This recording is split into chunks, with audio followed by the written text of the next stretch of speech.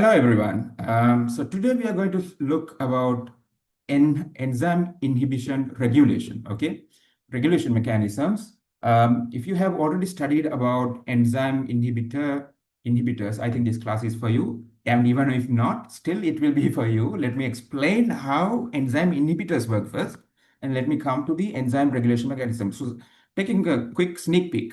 Okay. So let's see how enzyme inhibitors work. So we know that enzyme inhibitors are of two types, okay?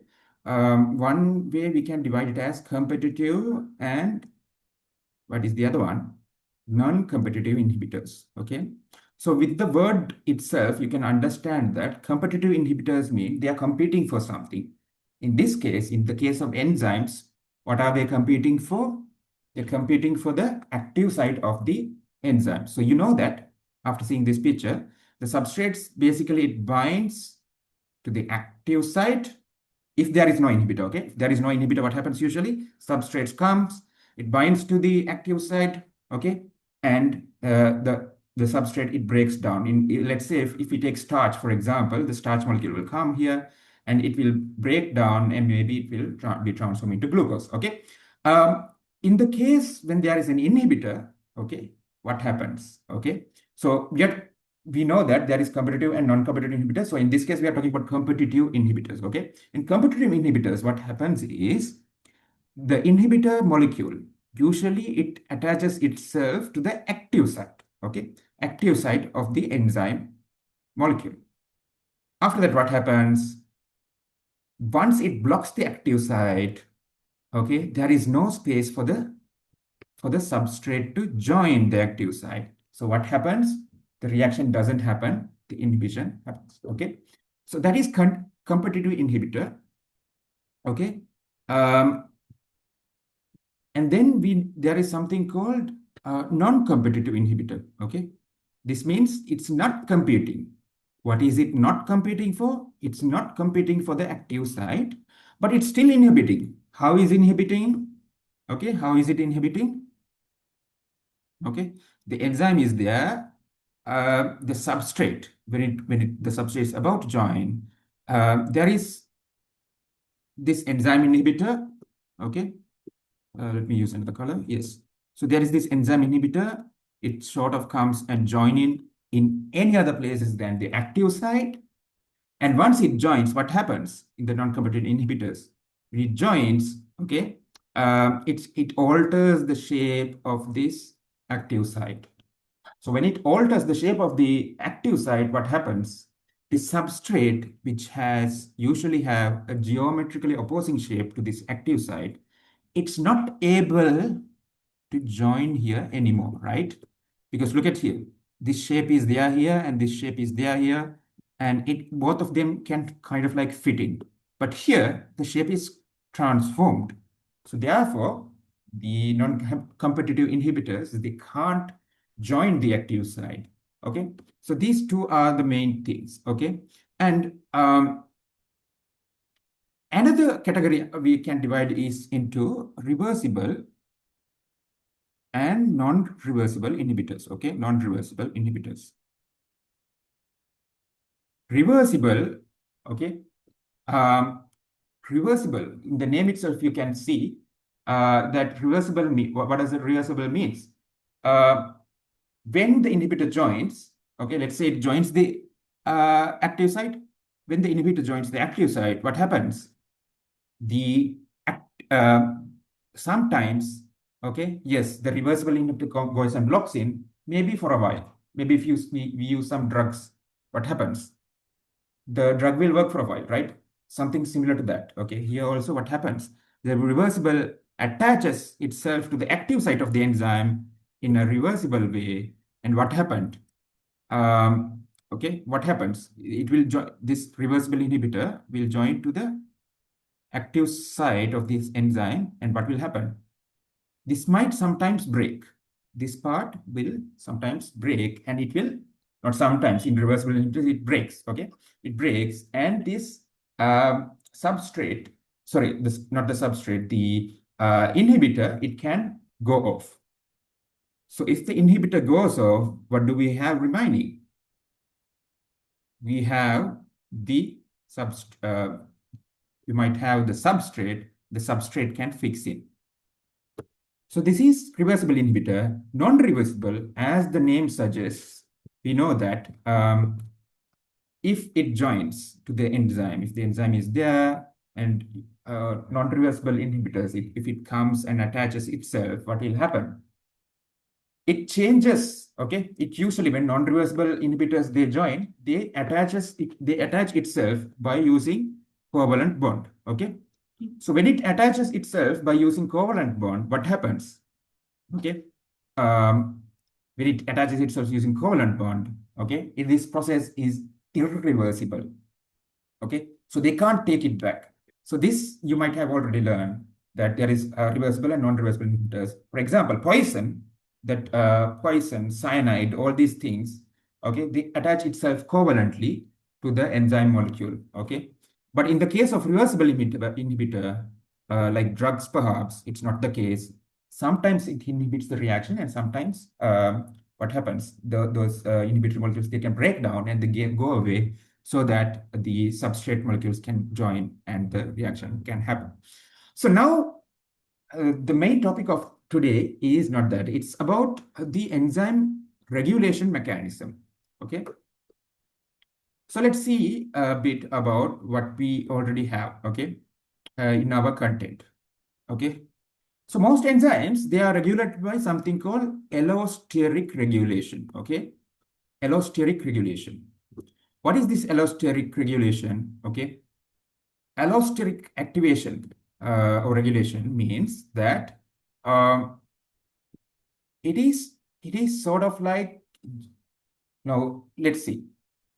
So this happens in sort of like a unique situation. Now, usually when we talk about enzymes, we talk about one unit and maybe a active site joins, and that's it. Okay, it either it goes away, or it is inhibited by an inhibitor. Okay, and then it's not allowing the substrate to join in. So that's the problem. Okay, but here in allosteric interaction, usually there will be about like um, maybe 2 to 4 subunits. Okay. So let's say these are subunits. Okay. So each of these will have for easiness, let's take 2 in this case. So let's say these are the active sites. Okay.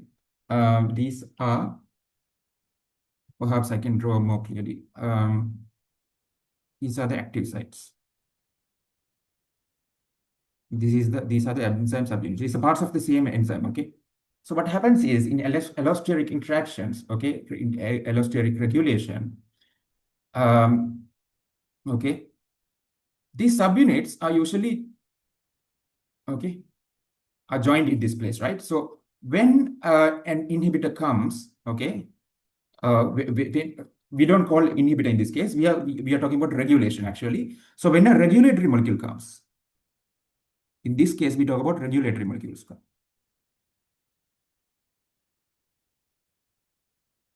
This regulatory molecule can either be, it can increase the rate of reaction, or it can decrease the rate of reaction depending on the type of reaction. For example, if you talk about, let's say we are talking about ADP and ATP. You know ADP. ADP, when it joins another phosphate group, it becomes ATP. Okay? ADP joins phosphate to become ATP. Okay, so this is what is this? This can be catalyzed by an enzyme called ATPase. Okay, so how does this let's say ADP molecule gets this phosphate from? It gets the phosphate from catabolic reaction that's taking place somewhere else. Let's say there is some sort of reaction going on. You know, ATP is formed when it tries to conserve the energy. Okay, and let's say a catabolic reaction is taking place. Okay, good catabolic reaction would be okay. the glucose molecule, okay? The breaking down of glucose into C6 plus 6O2 will give you what? It will give you, if you have been in the class, you will know that it gives you 6H2O and 6CO2. So this is a catabolic reaction. So when something breaks down, what happens? Okay, uh, it, it, it will give out some energy, right? Okay, so yes, it will give out some energy. The enzyme involved in this, okay, catabolic process, what it does is, okay, not exactly that enzyme. This ATPase enzyme, when these catabolic reactions happen, what it does is it kind of like use this ADP and it will join with the P using the energy released, and it will convert it into ATP. Okay, it will convert into ATP. So you can remember like that. ADP plus P becomes ATP. ATPase is involved in it. So this is a catabolic reaction. So what happens in this? So what exactly happened? How this reaction is related with enzyme regulation is this ATP usually joins this middle portion of this regulatory molecule, the place where these two subunit joins. Okay, and when it joins, what it does is it increases this. Let's say if this is the ATPase enzyme, it increases the activity. Okay, it increases the activity of this ATPase enzyme. So what will happen now? Okay, when ADP joins and increases the activity, this is ADP is the regulatory molecule. Okay, when it increases the activity, the ATP will be formed easily, right? Okay, ATP will be formed. Now that ATP forming, okay, we call okay, that ATP is formed from this reaction. Let's say this ATP is formed. Now this ATP will start to increase again. Okay, this ATP will start to increase. So when this ATP starts to increase, what it does is it comes back again and it joins to the same place. Now what happens when this ATP regulatory molecule joins this enzyme? The reaction goes down. The reaction will go down. So this is what basically happens in this ATP based reaction. Okay, so this is an enzyme regulation thing. Okay, so that is what we and this is usually a reversible process. This allosteric control, okay, it is a reversible role. What happens? The activator ADP, it changes into an inhibitor ATP. That means this inhibitor ATP, it inhibits the further formation of ATP, okay? Or it inhibits, okay? It inhibits the reaction. So now, so here you can see the active sites are turning on. Okay. We can also say this enzyme is becoming an inactive form. Basically, this enzyme, this is inactive form, and this is the active form. So in allosteric control, okay, in allosteric control, ADP, okay, increases the activeness, okay. What it does, it will bind with the active form, okay, and it increases the reaction, while the ATP, once the ATP is formed, it inactive, it sort of like shows that this enzyme is inactive, okay. So what happens is, now let's go to something else, okay. um, let's see what is cooperativity. Let's see what is cooperativity, okay. So the cooperativity means it's a slightly different concept, but it's related with, sort of like related, okay. In cooperativity, what happens is, hemoglobin is the best example of cooperativity. So hemoglobin, so they show there are 4 subunits in hemoglobin, so they show only 2 subunits here. When the O2 molecule attaches to the one subunit, what it does is it is increasing the affinity of oxygen molecule to the other subunits as well. So basically what it's trying to say is when a substrate tries to join one subunit of the hemoglobin molecule, hemoglobin is not an enzyme, by the way, okay? Hemoglobin is not an enzyme, but when the oxygen molecule, it binds to the hemoglobin, what happens? It increases the affinity of these other subunits towards oxygen, okay? It increases the other subunits affinity towards oxygen. So as a result, the O2 binds and the affinity increases, and as the affinity increases, it further increases the what you call binding of oxygen. Okay. Now, the third part, okay, is something called in the enzyme regulation mechanism. The third part is something we call the feedback inhibition. In feedback inhibition, okay. Okay. In feedback inhibition, what happens is it is just it's like a chain reaction. Okay, let's assume there's a chain reaction. Let's say there is glycolysis. So in the end of glycolysis, we know that it forms, if you have studied glycolysis, you know that it forms a compound at the end. Or let's say any chain reactions where one substrate is converted into another substrate, is then that substrate is converted into another substrate B, and that B substrate is converted into another substrate C. Let's say, and it is forming a finally end product. So in regulation mechanism, the third regulation mechanism, important aspect is the feedback inhibition. In feedback inhibition, what happens is, okay, when the substrate starts to form compound after compound and finally the end product, this end product comes and binds the enzyme. Okay, it joins the enzyme, and what it does?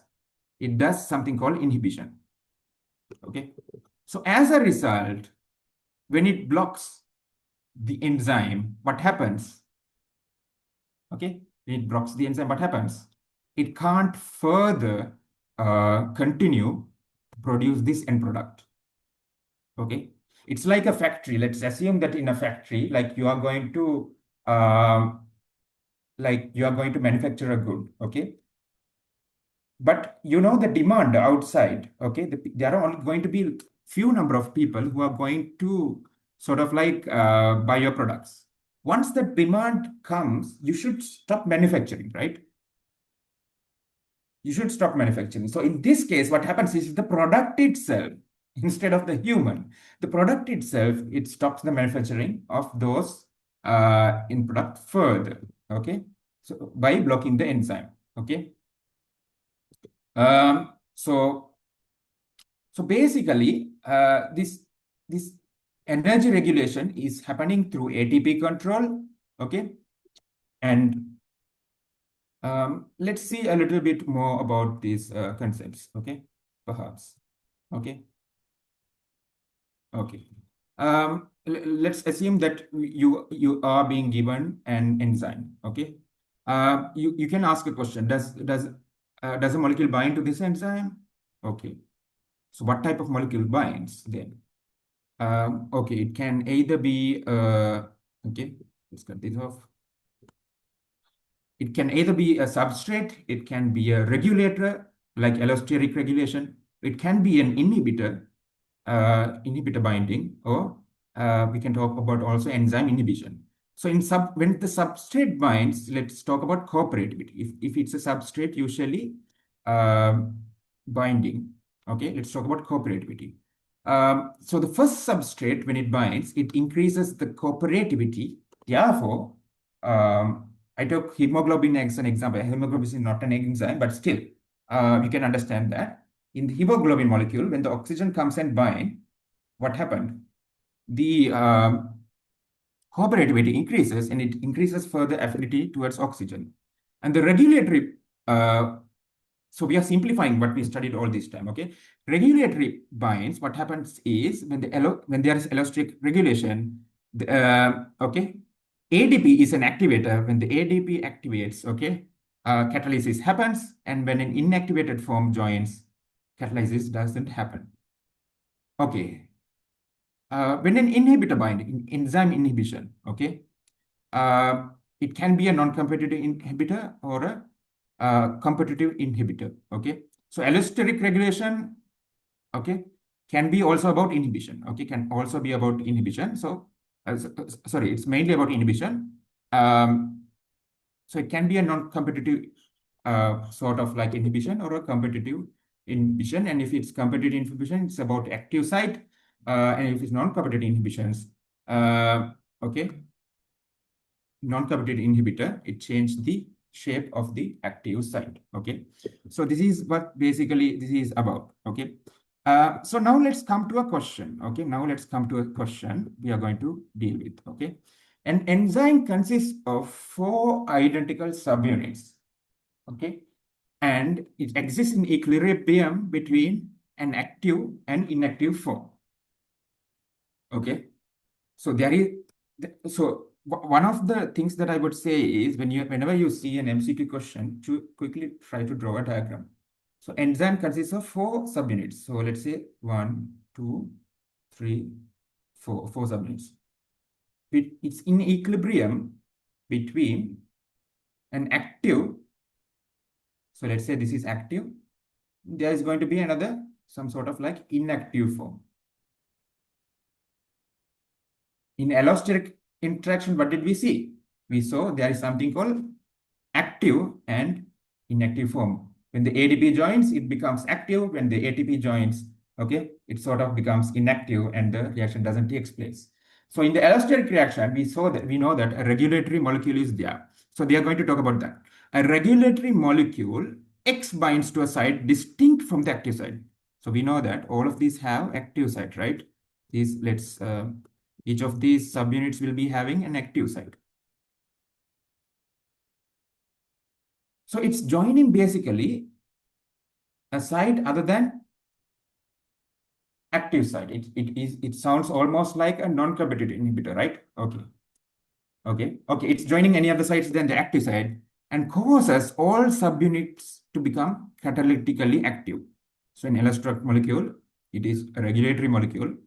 So R, let's say that is a regulatory molecule. Okay. Or regulatory molecule. It joins somewhere here, and it is becoming, it's causing this to become an inactive form. Sorry, in this case, it is like, let's say if it's ADP, it will convert it into active form, and if it's ATP, it will convert into an inactive form. So in this case, particularly, a regulatory molecule X binds to a site distinct from the active site and causes all germs to become catalytically active. So this is basically converted into, so there is going between guys in and off between active and inactive form now. So what happens is this regulatory molecule joins and it converts into the active form, converts into the active form itself. Okay. So it's becoming catalytically active. Another molecule Y binds to the same regulator site. Okay. Another molecule Y. Okay. So another molecule Y joins to the same active site and it is converted into an inactive form. Okay. Same regulator site. This is making inactive.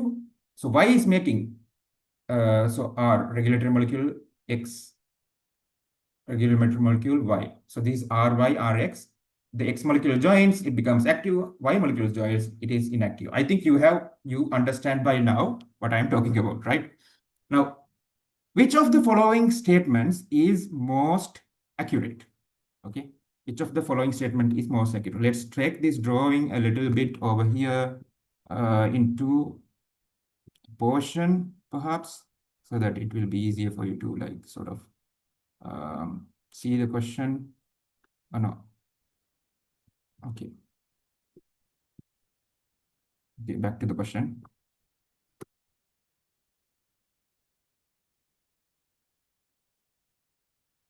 Okay.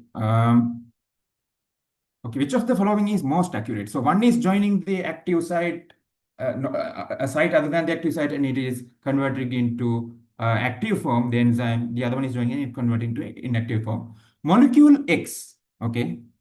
What is molecule X?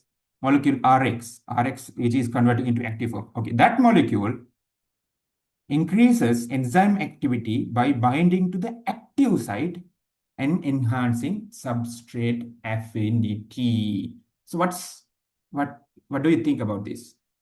Does it increases the substrate affinity by it's increasing the substrate affinity because it's converting into like active form? Yes. But is it binding to the active site? Is it binding to the active site? The answer is no, because we clearly saw here it is joining to a site other than the active site. Okay, so this is wrong. Molecule Y is a competitive inhibitor because it binds to the regulatory site. Okay. Now, we saw that what is a regulatory site? Regulatory site is where a regulatory molecule comes and joins, such as ADP or ADP. You can take as an example. Okay, molecule Y, it says molecule Y is a competitive inhibitor. So they are arguing that the one we saw here, okay, the one we saw here, it is a competitive inhibitor, they are arguing. Is it a competitive inhibitor? So what is a competitive inhibitor? What is a competitive inhibitor? In competitive inhibitors, usually what happens? Usually what happens in competitive inhibitors? There is an enzyme, there is an active site, the competitive inhibitor is coming here, and it's maybe blocking here. So because of that, what happening? The substrate is unable to join. So is it any other site than the active site? Okay. Or is it joining to the regulatory site? Is it talking about the regulatory site? No. Here there is no regulatory site because competitive inhibitors join the active site. Regulatory site is somewhere between two enzyme subunits usually. Okay. Those are talking about allosteric form of regulation. Okay. Next. So this is also wrong. Okay. Is also wrong. Binding of molecule X to one subunit can increase the activity of all subunit. So binding of X molecule to one subunit can increase the activity of all subunit. So they are telling that if this X joins this subunit, one subunit, it increases the affinity towards all the subunit. Is that true? Is that true? We'll see that for a moment, okay? Because what happens in here, we saw something called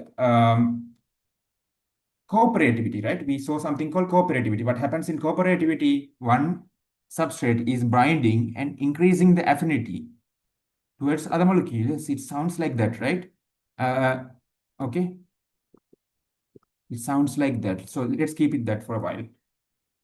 Molecule Y permanently denatures the enzyme by covalent modification. So they are saying this molecule Y is joining the, so the what is the story they said about molecule Y? It is joining the one of the subunit in the same site, but it is turning it into an inactive form. So how? Okay.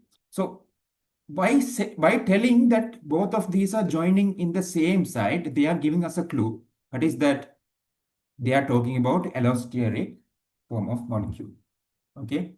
They are talking about allosteric form of molecule. Now, they are saying this molecule Y is joining where? Where is the question? Molecule Y permanently denatures the enzyme by covalent modification. Since this is allosteric now, we have confirmed that. Will it join covalently even in allosteric form? No. Even in allosteric form, it's not joining covalently. I will show you what do I mean by this, okay?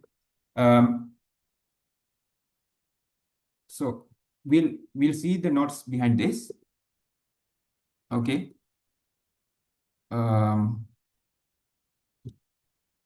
So what happens in allosteric activation is through the interaction of subunits, even a single activator or inhibitor molecule that binds to one regulatory site will affect the active site of all active sites. So this is what they're talking about. Okay. So this is what they're talking about. What they talk about. It joins to one subunit and it is increasing the affinity. Okay. Subunits of enzyme arranged in a way through which they transmit the signals quickly to other subunits. That's why this is happening. Okay. When one what do you call regulatory molecule binds, it gives a signal, so all the regulatory molecule starts reacting. Okay. So is it what do you call? So is it a form of reaction which is covalent, or uh, is it something else? Is it covalent or something else? Remember, covalent, when we are talking about covalent interactions, we are usually using the term covalent modification, irreversible inhibitors. Irreversible inhibitors, okay? These inhibitors join the enzyme, okay, maybe in parts other than the active site, and it completely denatures, it sort of like denatures the enzyme. So it's causing a covalent molecule modification. It's covalent modifications are the ones which are causing those things, okay, irreversible inhibitors. But in this case, it's not covalent modification, okay? It can be due to other, what do you call, van der Waal interactions, okay? Not van der Waal, it's weak interactions. Weak interactions cause this modification, okay? Okay, with that being said, the E part, increasing substrate concentration will always reverse the effect of molecule Y. Okay, increasing substrate concentration will reverse the effect of molecule Y. Okay. So molecule Y, we were looking about molecule Y. They are saying increasing the substrate concentration. If you increase the substrate, if you increase the molecule Y, they are saying this reaction will be reversed. Will it reverse? What do you think? Will it reverse this reaction or not? Actually, what happens when substrate bind Y? It converts into inactive form. So by reversing, they mean it's changing into active form. Will it change into active form? Will it change into active form? No, definitely will not change into active form, right? It won't reverse the reaction. So the correct answer here is actually, okay, actually have to go for the C part. So this is the one which is talking about binding of molecule X to one subunit can increase the activity of all subunit, similar to how oxygen is binding the hemoglobin. Okay. Oxygenase enzyme, the enzyme they are not talking about, the enzyme they are involved is actually oxygenase. Okay, oxygenase is sort of like there are enzymes involved in reactions now. So these oxygenase enzyme, it helps to increase that reaction. Okay, so this is what's going on overall with the subject. If you want more clarification, always go to your guidebook or the teacher's instruction manual and start to look in it clearly. And make sure that each time when you try to analyze a question, try to convert into a diagram so that you can better understand. So I hope that you understood the session today. And with that being said, I would like to see you maybe in another session like this. All the best.